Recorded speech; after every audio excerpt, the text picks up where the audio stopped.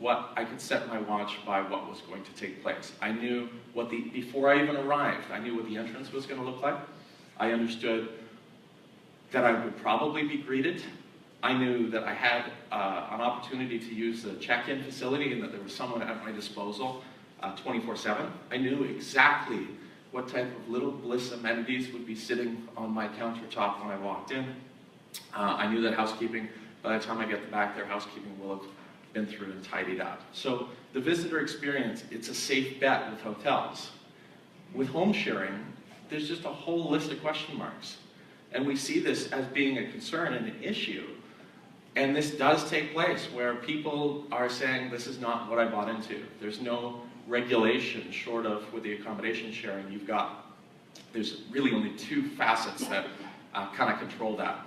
And one is images that are produced by the owner of the accommodation sharing place, which can sometimes be deceiving, although I've stayed in some hotels where I was kind of questioning whether those photos were from that hotel or not. It's amazing what a fisheye lens will do and the proper lighting. And you ever get the hotel photo where there's like that little bit of palm tree just over top of the image, giving it kind of that feel? So granted, that's the case. But home sharing, you've got the images, and the second thing is you've got a peer-to-peer rating system. If you're going to stay in an Airbnb, you can look at what other guests have stated about that accommodation share. So there is some regulation there. But there's no consistency. And there's consistency with the hotel brand, which we just don't get through an Airbnb. So there are cons, but there's two sides to every coin. So while there are some cons, there are also some pros.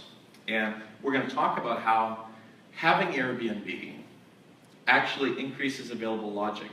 Now, if you're the hotel, you might on the one side say, well, that's not what I'm looking for.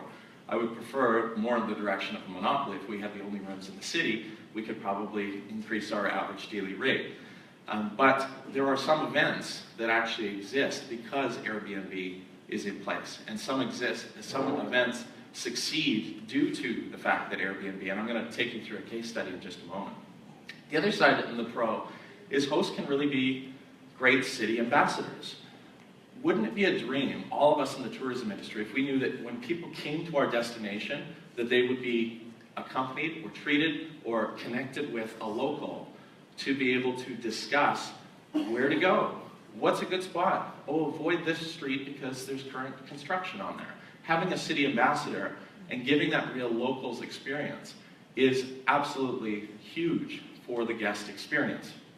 And that's one of the pros on having accommodation share. The alternative at the W Hotel is the concierge, but there's only one of them, and that's a big hotel for one or two concierge.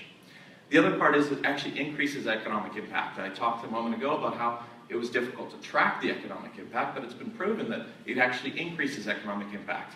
Let's dive into that real quickly. It's been proven that Airbnb guests spend more money in the destination. In part, one of those factors is that they're staying longer. People who stay on Airbnb are staying longer in the destination than they would if they were staying in a hotel. The next side is they don't necessarily compete with local hotel districts. I have been at so many large events where people say, I'm staying in Airbnb, I wasn't planning on going to the event, but I made a last minute decision to, and I got an Airbnb. I wouldn't have come otherwise if Airbnb weren't available. So that exists. And the other side benefit to a lot of local establishments or mom and pop shops is that Airbnb and these accommodation sharing programs are actually opening up the world of tourism to establishments that never get tourists. If you think about where Airbnbs take place, they're usually outside of the hotel district. They're sometimes in suburbs. And what this is doing is it's actually opening up the world of tourism to these small locals-only places that are now receiving tourism business. In fact, this came out last week in the headlines that Airbnb is generating $4.5 billion globally for local restaurants. Those are the ones that don't normally get the tourism business, are now all of a sudden receiving a great deal of business because of the fact that their Airbnb is located right in that proximity, or that local ambassador we talked about. The local ambassador says, I would suggest you go to this particular restaurant because it's a real locals flair.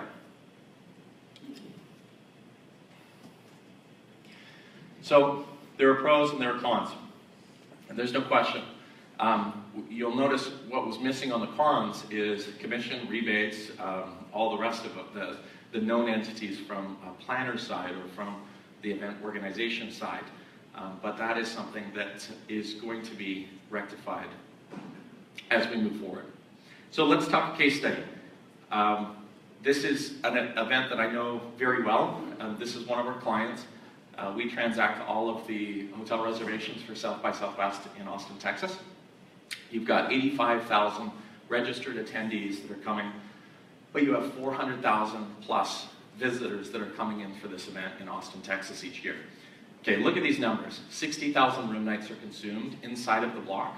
Those are the ones that all come through our software, amongst 69 official event hotels. Okay, here's where I can tell you that if you ask South by Southwest what they think of Airbnb, they will say, hands down, the best thing that ever happened to them. Why? Look at those numbers. You have 400,000 visitors that are otherwise going to have to stay in 69 hotels. There are no hotels out there that can fit that amount of people, unless maybe you're in Vegas. But you've got a disproportionate amount of visitors that are coming into the destination who could not find accommodation elsewhere. If it weren't for Airbnb, if Airbnb weren't there, South by Southwest couldn't succeed as it's succeeding. Okay, if you ask the hotels in Austin what they think of Airbnb, and if they're honest with you, they will tell you that Airbnb has helped their business. I know that seems a little contrary, but when you have an event that has enough accommodation to house that many people, 400,000 visitors coming in, what do you think it does to the hotel's average daily rate for those hotels that are sitting inside of the block? The rates go up. The rates go up because there's a higher demand on the rooms that are there. So in fact, despite the fact it seems completely opposite, Airbnb is actually aiding the hotels in the city of Austin, Texas. So, and if I had time, we talk about the transportation and Uber and Lyft. Uber has just been ousted out of Austin, Texas, and we'll see what happens in a couple months for their program, because just to show of hands, how many people have been to South by Southwest in Austin? Okay, so we got about 5 or 6. How long ago was it that you went? I went this year. This year. How was your experience as far as getting around the city? It was fantastic. I used Lyft the entire time. Yes. Okay, so how do you think it'll be when there's no Lyft and Uber? It'd be tough. It would be tough. In fact, that was the one biggest complaint from attendees before Lyft and Uber came around, was that it was difficult to navigate. Waiting for taxis, the cost of taxis, ridiculous. What kind of multiple did you have to pay on your Uber? It was usually 1 point something all the time. Okay, all right, not bad. I've seen, and sorry, you were using Lyft, which that is the official and authorized partner of South by Southwest. Uber was there, but I saw a 6x multiple on Uber. It was expensive to get around, but you're willing to pay it because you're not going to wait around for 4 hours for a taxi. Okay, next case study, San Francisco. We have the Super Bowl. You got 1.1 million people coming into the Super Bowl. 5,000 Airbnb residents hosted 15,000 visitors across 40 municipalities. Another example of the fact that you could not have the Super Bowl in San Francisco and have that many people without having some Airbnb or accommodation sharing. And why did it work? Because the San Francisco Convention and Visitor Bureau is forward-thinking. In fact, Airbnb was founded in San Francisco, and the reason why it's called Airbnb is that the founders had an airbed that was in their apartment, and during a busy event, they thought, why not throw out this airbed and say you can come sleep on our floor? That's how Airbnb got started. But you've got a forward-thinking bureau. You've got Airbnb paying the 14% transient occupancy tax, and it's leveled the playing field as far as if they're paying what the hotels are paying. And I promote stays in outlying neighborhoods, which we talked about some of the side benefit. Okay, last case study, Brazil. You've got 600,000 people coming into your country. You do not have the infrastructure that you need in order to house that many people. They simply didn't have enough hotels. This is one example where the government called Airbnb and said, can you come into our country, please? We need you. What happened is you've got a win for Brazil. It was actually able to attract a lot more people. They pulled down some of their barriers for their visa program as well. It was a win for locals because locals are actually making the money instead of the big co's. You've got a win for the visitors because they're getting a locals experience, that whole city ambassador that we talked about. And it was a win for the environment. Why? How many of those pictures do you see of like the ghost towns of the different countries that hosted the Olympics? And now those facilities are, barricaded up and there's weeds growing all over the place. And it's a waste to the environment to build something that's only going to get utilized once. Wow, that slide is tough to read. I'm going to borrow those glasses. So I think what we're trying to get across here, if anyone could read it, is that you guys need to understand that the players are going to change. There's going to be new collaborative economy players that come and go. They're going to change, but the idea is not going to change. The idea is going to continue, and we need to figure out strategies to embrace it in order to properly deal with the disruption that's taking place. They're going to continue to improve the experience for our guests, and it really is adding a great deal of capacity to meet the demands of the events. So with that, I have 1 or 2 minutes. If there's any questions, anything that you guys, statements, comments, anything that you guys have experienced in your destinations, we have a minute now to do that. Oh, thank you.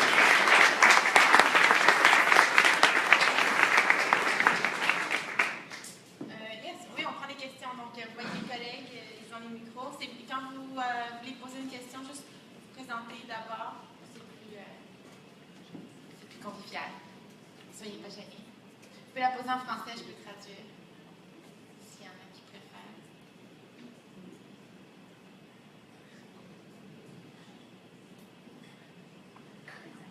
Oui, une question. Quand on m'attend, il y a toujours quelqu'un qui lève la main.